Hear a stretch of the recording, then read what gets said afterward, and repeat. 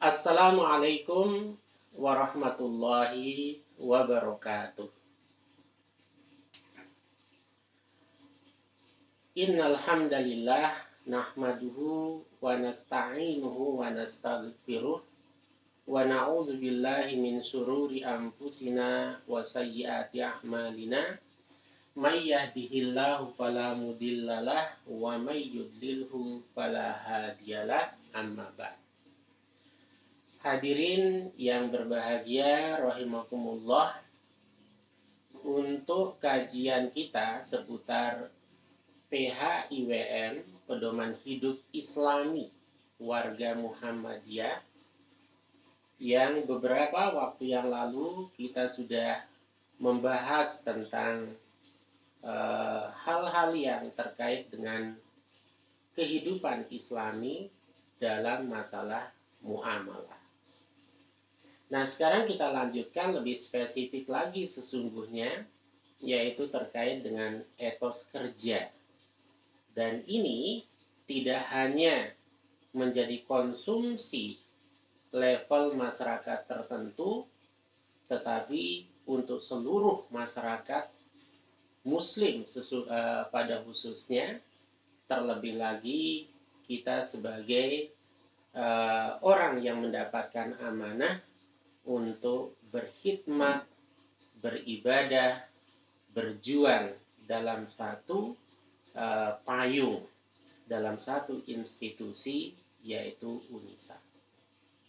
Maka tentu etos kerja itu menjadi sesuatu yang harus dimiliki oleh segenap sivitas akademika khususnya. Nah, karena itu ini menjadi menarik kita bahas PHIWM dalam bermuamalah, khususnya lagi dalam kaitannya dengan etos kerja itu. Pertama, yang harus menjadi kesadaran kita secara kolektif bahwa kerja itu adalah ibadah. Itu harus menjadi satu kesadaran. Tidak hanya kesadaran yang sifatnya intelektual, artinya itu menjadi satu pertimbangan yang rasional, tetapi juga menjadi kesadaran spiritual. Nah, ketika kita memasukkan dan mengkategorikan seluruh aktivitas yang kita jalankan, baik itu aktivitas yang sifatnya formal yang menjadi profesi dan pekerjaan kita, maupun aktivitas-aktivitas yang lain. Nah, sesungguhnya salah satu spirit dalam agama kita itu adalah etos kerja itu. Banyak sekali ayat Al-Quran, baik secara tersurat maupun secara tersirat, yang menegaskan, menganjurkan, bahkan juga memerintahkan umat Islam itu menjadi pekerja keras, memiliki etos kerja, bukan menjadi pemalas. Tetapi akan menjadi sia-sia ketika kita beribadah itu orientasi kita hanya sekedar untuk bekerja, atau orientasi kita hanya sekedar untuk mendapatkan maisha. Tentu itu boleh, tetapi sebagai manusia, insan spiritual, terlebih lagi bagi umat Islam, maka kerja itu di samping sebagai kewajiban kita untuk mencari nafkah, sebagai kewajiban kita untuk menghidupi orang yang menjadi tanggungan kita, tetapi tidak boleh dilepaskan spiritnya dari nuansa dan spirit ibadah. Nah, karena itu salah satu aspek yang banyak dibahas pada tataran ideologis, bahwa ibadah itu baik yang dipahami oleh Muhammadiyah itu sendiri maupun dalam literatur yang kita baca, maka para ulama seringkali mengkategorisasikan atau membagi ibadah itu pada dua kategori itu. Ini sebagai pengantar awal. Yang pertama adalah apa yang kita sebut dengan ibadah khos, ibadah mahdhah. Ibadah khusus atau ibadah mahdhah itu didefinisikan termasuk dalam paham agama menurut Muhammadiyah adalah ma haddadahu syari' fiha bijuz'iyatin wa hay'atin wa kaifiyatin maksusah.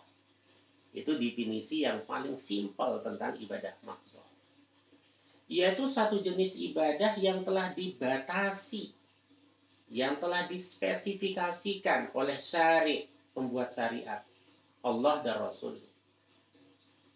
Bahkan di situ dirincikan, baik terkait dengan tata caranya, jenisnya, bacaannya, bilangannya, dan lain sebagainya yang bersifat khusus.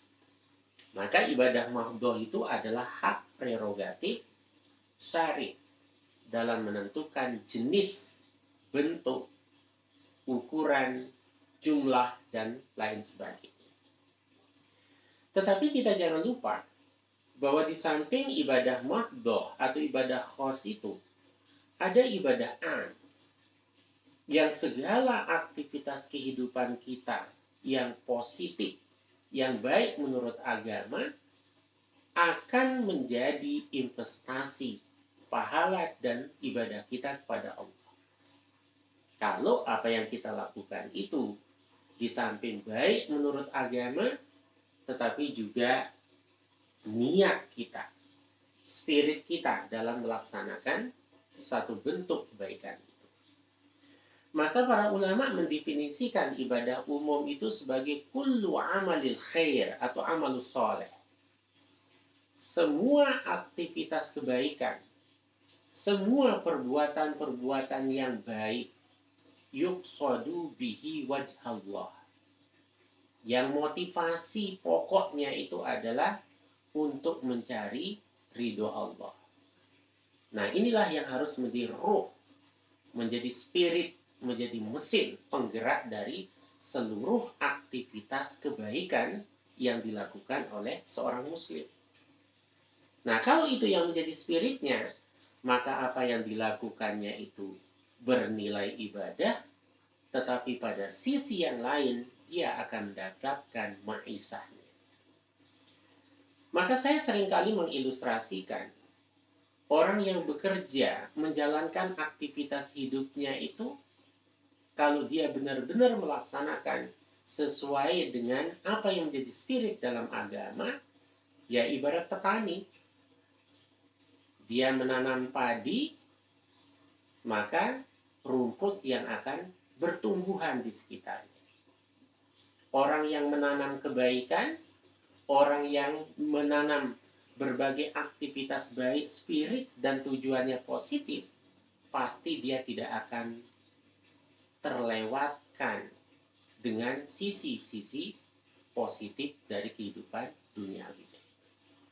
Maka ada satu referensi yang sangat menarik dari kitab-kitab klasik, yang kalimat ini saya sangat terngiang betul.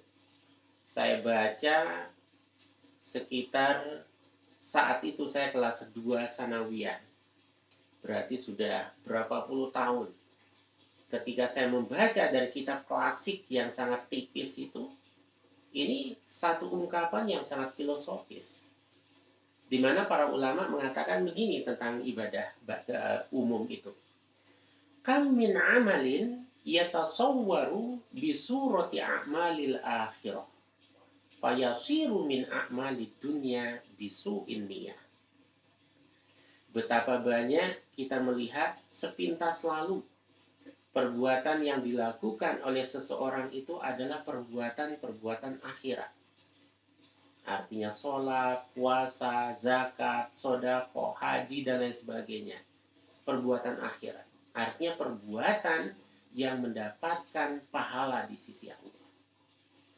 Tetapi fayasiru min a'malid dunya, dia berubah menjadi perbuatan yang sia-sia. Perbuatan yang tidak mendapatkan pahala apapun dari Allah. Bisu'in niyah, karena motivasi dan niatnya yang keliru. Bayangkan, orang melakukan ibadah tapi tidak mendapatkan apresiasi apapun dari Allah karena niatnya yang rusak. Tetapi sebaliknya, wa kam min amalin yatasawwaru bi surati a'malid dunya. Betapa banyak kita lihat perbuatan itu sepintas lalu seperti perbuatan duniawi. Ya, ini sebagai penamaan saja. Perbuatan yang tidak ada kaitannya secara langsung dengan ibadah mahdhah. Tetapi ternyata oleh agama, fayasiru min a'malil akhirah bi husnil niyah. Tapi oleh Allah dinilai sebagai perbuatan akhirat, perbuatan yang berpahala, perbuatan yang mendatangkan ridho Allah. Karena apa? Husnul niyah, niatnya yang baik. Nah, artinya bahwa segala aktivitas kehidupan kita yang positif, kalau kita niatkan untuk mencari ridho Allah, kita niatkan untuk kebaikan, maka aktivitas kebaikan kita itu sungguhnya adalah ibadah. Maka rugi kalau kita bergabung misalnya dalam satu institusi yang ada di benak kita itu, pokoknya saya kerja, dapat gaji, selesai. Rugi besar. Mungkin dia dapatkan apa yang menjadi tujuannya itu. Tetapi dalam pandangan Allah, dia hanya mendapatkan materi yang menjadi tujuan. Tapi ibadah sama sekali tidak didapatkan. Itulah pentingnya kita menanamkan niat yang tulus dalam menjalankan setiap aktivitas, apalagi kalau itu profesi yang menjadi kewajiban yang harus kita laksanakan. Nah, karena itu para ulama mengatakan niat dan motivasi itu adalah ruhul amal. Adalah spirit, ruh, dan mesin penggerak dari amal kita. Maka secara sederhana kita akhirnya bisa secara motorik melihat ketulusan itu. Orang yang punya komitmen dengan orang yang tidak punya komitmen itu secara sepintas bisa terbaca. Nah, lewat apa? Salah satunya adalah lewat kinerja. Kemudian lewat hal-hal yang lain termasuk komitmen. Nah, itu poin pertama yang harus kita perhatikan. Bahwa semua aktivitas kebaikan yang kita lakukan, profesi yang kita jalankan, jangan sampai kita putuskan dari spirit dan semangat beribadah kepada Allah Subhanahu wa Ta'ala. Kemudian poin yang berikutnya adalah apa yang harus kita perhatikan sehingga etos kerja kita itu berjalan sesuai dengan apa yang diharapkan. Saya mengidentifikasi dari kajian-kajian tafsir, kajian-kajian hadis, tentang beberapa aspek yang harus kita perhatikan dalam kinerja kita, dalam menjalankan profesi kita, dalam memaksimalkan etos kerja yang kita miliki. Yang pertama adalah harus memperhatikan kualitas kerja. Itu poin pertama. Kualitas kerja ini kalau dalam bahasa agama kita disebut dengan amal soleh. Maka salah satunya misalnya dalam surat An-Nisa ayat 124. Ini ayat yang seringkali dijadikan sebagai salah satu ayat yang berbicara tentang etos kerja, kualitas kerja, komitmen dalam bekerja. Dan bahkan ini termasuk ayat yang sering disampaikan tentang betapa laki-laki dan perempuan memiliki kesempatan yang sama untuk berprestasi. Nah, karena di situ dalam surat An-Nisa ayat 124 Allah Subhanahu wa Ta'ala menegaskan, "Wa may ya'mal minas solihati."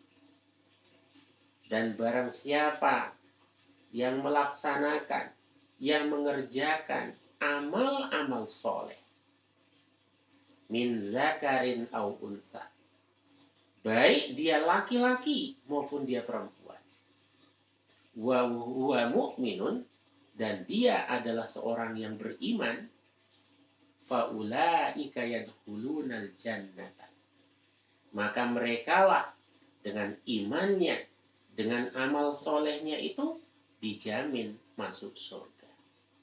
Wala yuzlamuna naqira, dan Allah tidak akan pernah menzolimi kebaikan seseorang hamba, sekecil apapun kebaikan yang dia lakukan.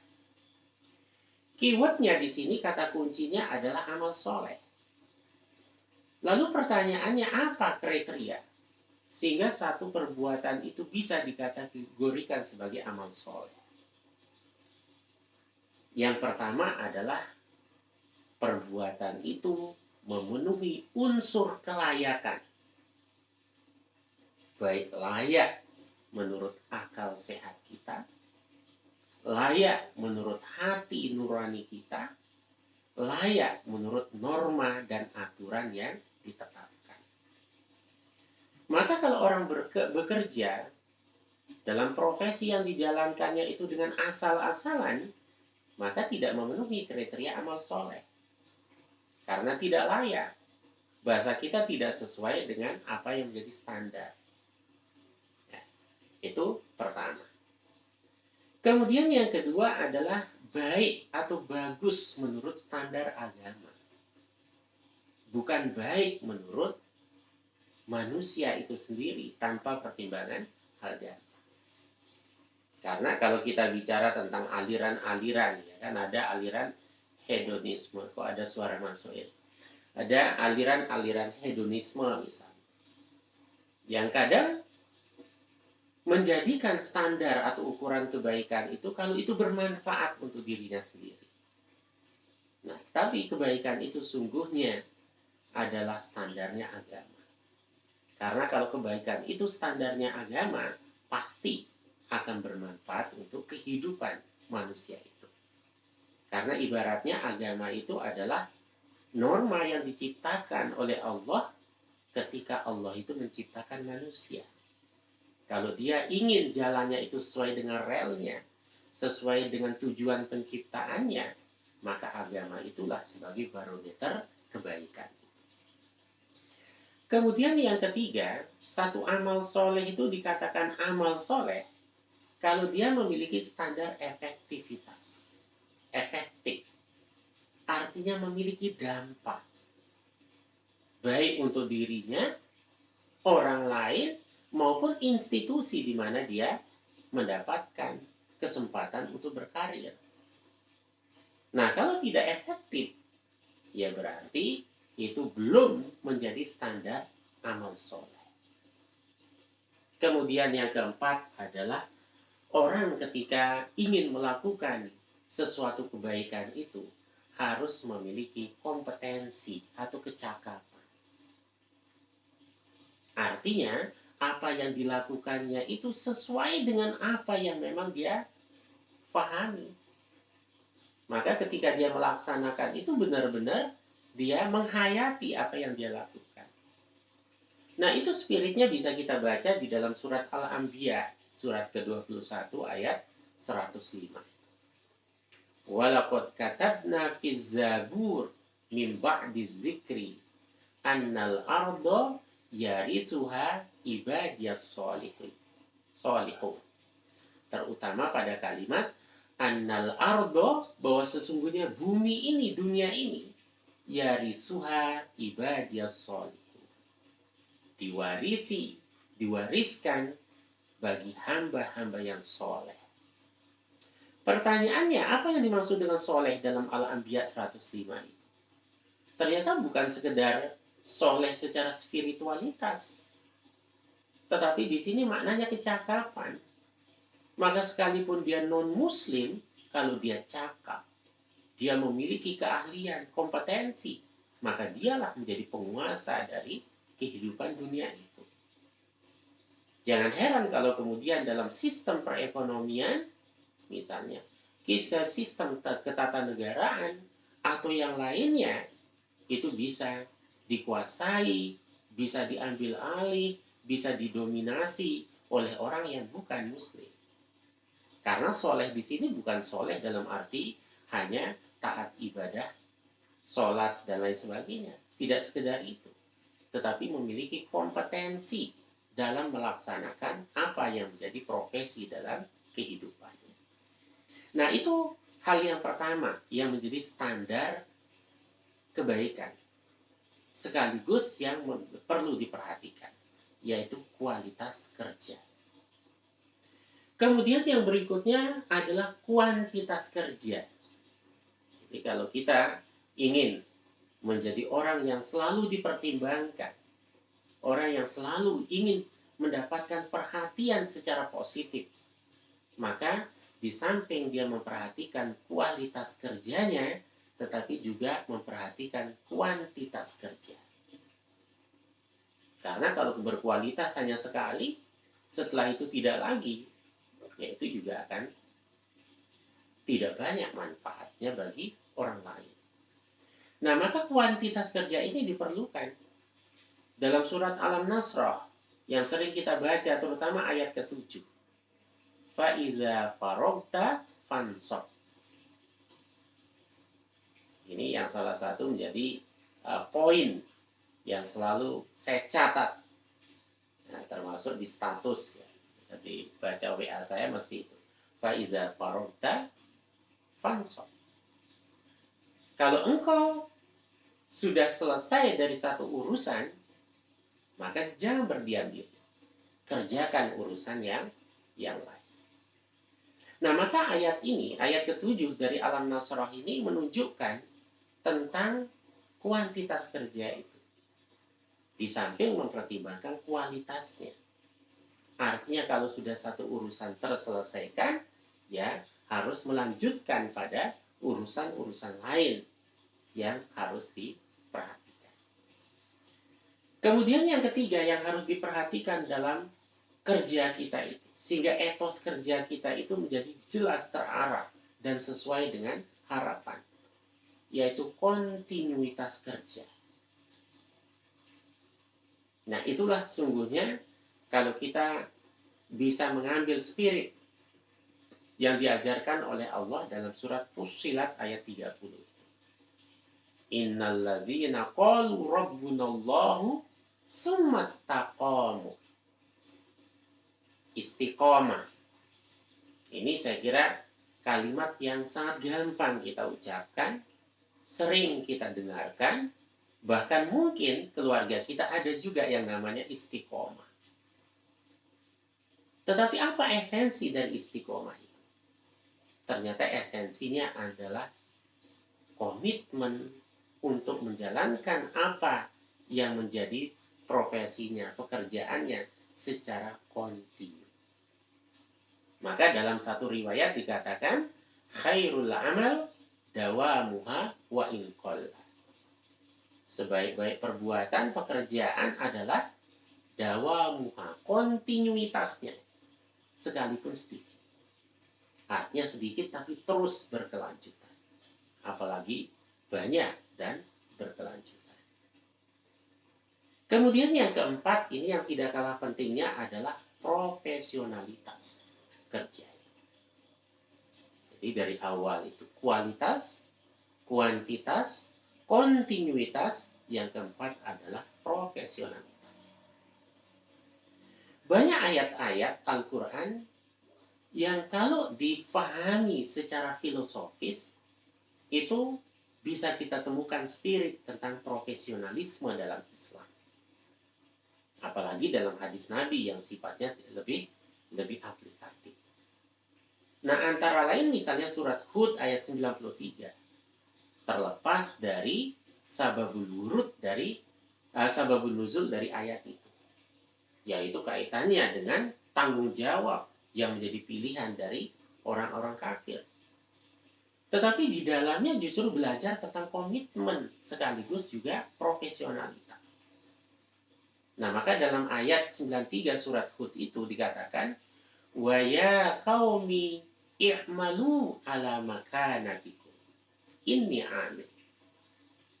Wahai kaumku, kata Hud, bekerjalah kalian ala makanatikum, sesuai dengan profesimu, sesuai dengan keahlianmu, sesuai dengan kesanggupan. Ini amil, kami pun, saya pun juga bekerja. Artinya, dari tataran yang paling tinggi yang kita sebut dengan pimpinan, sampai pada tataran yang paling rendah, saling padu, saling melengkapi, saling menjaga komitmen untuk menjalankan apa yang menjadi amanah itu secara kolektif, secara kolegial. Karena kepemimpinan dalam Islam tidak selalu bermakna top down, tetapi bisa menjadi mitra. Dia bisa menjadi teman dalam bekerja, sekalipun statusnya secara institusional itu adalah pemimpin. Nah, kenapa? Karena salah satu unsur dari kepemimpinan itu adalah seperti yang sering kita dengarkan dari falsafahnya Ki Hajar Dewantara. Ya. Jadi ada kalanya di depan, ada kalanya di tengah, tetapi ada kalanya di belakang untuk memberikan spirit dan motivasi. Ing ngarso sung tolodo, ing madyo mangun karso handayani. Nah, maka Hud ayat 39 ini kalau kita buka tafsir-tafsirnya, antara lain misalnya dalam tafsir Ibnu Katsir, apa yang dimaksud dengan i'malu ala makanatikum itu? Bekerjalah sesuai dengan tempatmu, profesimu, keahlianmu. Yang dimaksud adalah ala tariqatikum, sesuai dengan jalan yang menjadi laluan, yang menjadi sarana, yang menjadi tempat untuk dia melaksanakan aktivitas kerjanya. Maka thariqah itu sering diartikan sebagai metode, sering diartikan sebagai jalan. Tetapi ala thariqatikum itu sesuai dengan keahlian, sesuai dengan apa yang menjadi profesi. Nah, kalau orang misalnya di satu institusi, dia memang diamanahkan untuk keamanan, maka itulah ala thariqatihi. Dia komitmen menjaga keamanan. Kalau dia kemudian sebagai apa misalnya untuk pengembangan sumber daya insaninya, maka itulah ala thariqatihi. Itulah jalan rel yang harus dia jalankan untuk beraktivitas, mengimplementasikan etos kerja dengan spirit untuk beribadah. Nah, sekali lagi saya katakan, ayat ini memang tidak secara langsung bicara tentang profesi atau pekerjaan itu, tetapi bicara tentang komitmen dari sebuah pilihan. Tetapi unsur dari profesionalitas itu adalah ketika dia memilih sesuatu, maka dia itu menjalankan dengan penuh komitmen dan secara optimal. Nah, kemudian kalau kita lihat dalam dalam tafsir At-Tabari, itu juga dikatakan, wa ya qaumi i'malu ala tumakkinakum minal amal alladzi ta'malunahu. Nah, di situ dijelaskan yang dimaksud dengan ala makanatikum itu adalah bekerja sesuai dengan apa yang kamu yakini bahwa kamu itu mampu untuk melaksanakan itu. Nah, inilah yang saya sebut sebagai ayat-ayat Al-Quran yang berbicara tentang profesionalisme dalam bekerja itu. Ada lagi dalam surat-surat yang lain. Di samping dari tadi surat Hud itu. Tapi ada juga ayat-ayat Al-Quran. Bahkan di dalam ayat lain tidak menggunakan kata makanatikum, tapi ala syakilatihi. Nanti kita bisa lihat di dalam misalnya surat Al-Isra ayat 84. Nah, di situ menggunakan kata syakilah. Dan bahkan orang Muslim yang memiliki profesionalitas dalam bekerja itu sangat futuristik. Ya. Jadi bukan hanya target selama dia mendapatkan mengemban amanah itu, tetapi targetnya itu sangat futuristik. Karena itu dalam penggalan ayat berikutnya mengatakan, i'malu fasayarallahu amalakum wa rasuluhu wal mu'minun.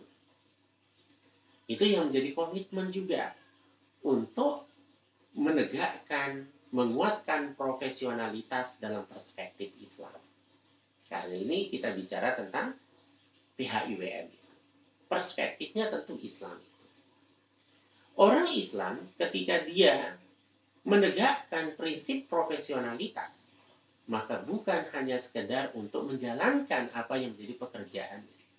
Tetapi futuristiknya itu adalah fasayarallahu amalakum. Dia punya kesadaran spiritual bahwa apa yang dilakukannya itu langsung ditatap oleh Allah, langsung dilihat oleh Allah. Dalam perspektif seorang hamba, berarti komitmennya itu bukan sekedar menjalankan apa yang menjadi kewajiban, tapi nilai ibadahnya itu menjadi pokok. Karena dia yakin akan dilihat oleh Allah Subhanahu wa Ta'ala. Dilihat di sini tentu artinya dikalkulasikan oleh Allah. Akan dicatat apakah itu bernilai pahala ataukah sekedar menjalankan kehidupan duniawi. Maka supaya bernilai pahala, kembali lagi pada apa yang saya sampaikan di awal tadi itu. Niat itu. Karena bisa jadi apa yang kita lakukan oleh orang lain dianggap pekerjaan duniawi, tetapi oleh Allah justru dianggap ibadah. Itulah pentingnya niat itu. Itulah pentingnya komitmen. Karena niat adalah mesin penggerak amal. Kalau mesinnya rusak, lika-liku dan perjalanan pekerjaannya itu juga tidak akan maksimal. Nah, inilah pentingnya etos kerja dalam Islam. Karena semua itu saling terkait dengan esensi kehidupan dari seorang muslim sebagai hamba Allah. Allah yang langsung menyaksikan. Wa rasuluhu, bahkan rasulnya. Salah satu maknanya di sini rasul karena rasul sudah wafat. Apa maknanya di sini? Ya, itu bagian dari menjalankan apa yang menjadi syariat yang dituntunkan oleh Rasul. Apalagi dalam hadis-hadis Nabi kan banyak kita temukan. Bahkan doa yang dipanjatkan oleh Rasulullah, salah satunya adalah Allahumma inni a'udzubika minal hammi wal hazan wal ajzi wal kasal.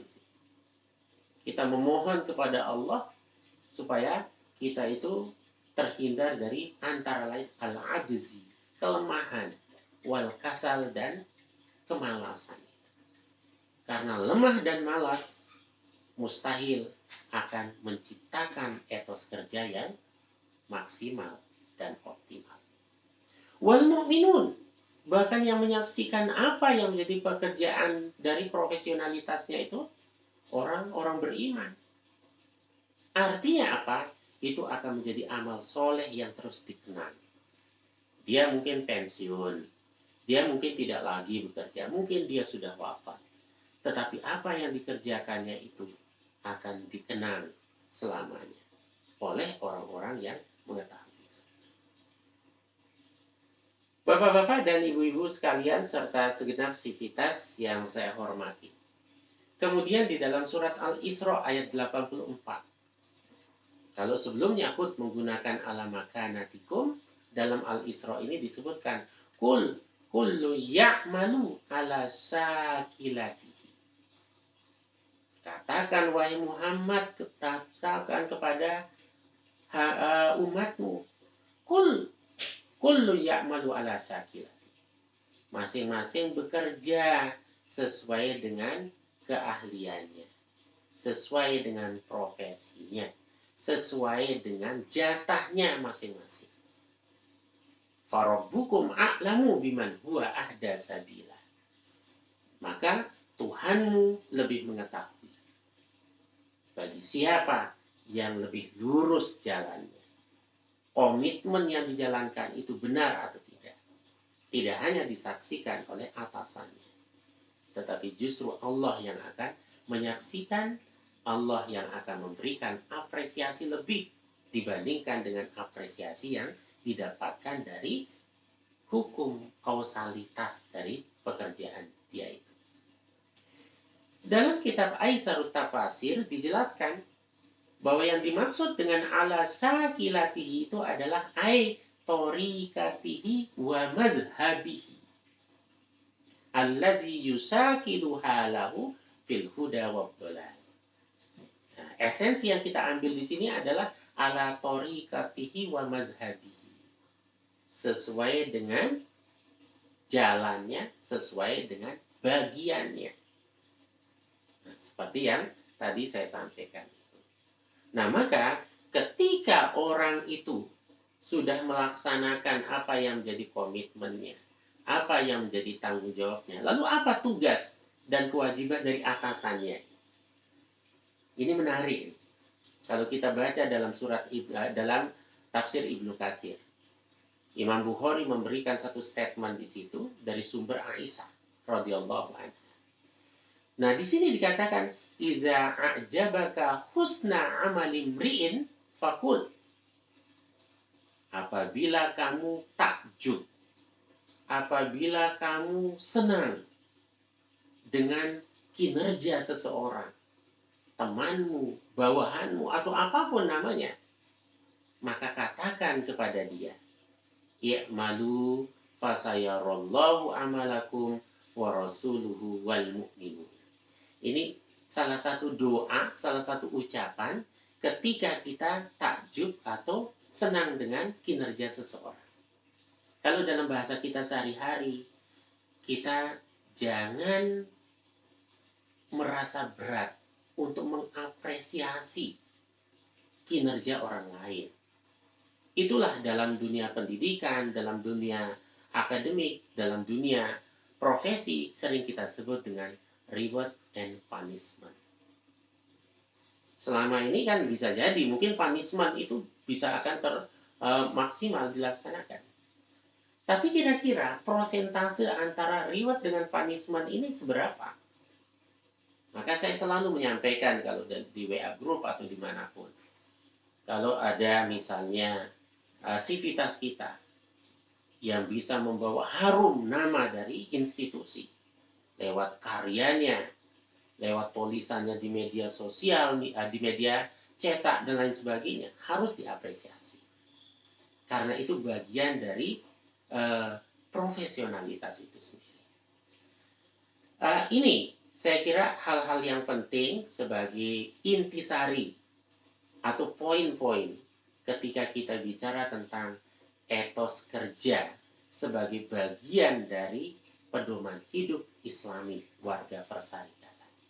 Semoga ini bisa melengkapi, paling tidak minimal bisa menjadi informasi bahwa ibadah apapun yang kita lakukan, jadikan profesi itu sebagai ladang untuk beribadah, bukan semata-mata menjalankan apa yang menjadi kewajiban. Bekerja hanya untuk menjalankan kewajiban dan mendapatkan gaji, itu tidak akan lama dan itu tidak akan maksimal bisa kita nikmati kebahagiaannya, keberkahannya, apalagi sampai menjadi investasi pahala kita di hadapan Allah. Karena itu kalau setiap kita mulai dari pimpinan sampai hingga bawahan, ketika menjalankan profesi itu antara lain diniatkan untuk ibadah, dengan menjalankan apa yang menjadi tuntutan dalam agama, menjaga kualitas kerja, kuantitas kerja, kontinuitas kerja, dan profesionalitas kerja, maka insya Allah apa yang kita laksanakan itu bisa menjadi investasi pahala sekaligus juga sebagai ladang rizki. Fid dunya hasanah wa fil akhirati hasanah. Saya kira ini yang bisa saya sampaikan sebagai pembuka sekaligus untuk pancingan berdiskusi. Nanti kalau ada pertanyaan kita lanjutkan. Kurang lebihnya dari saya cukup sekian. Saya kembalikan ke moderator. Assalamualaikum warahmatullahi wabarakatuh.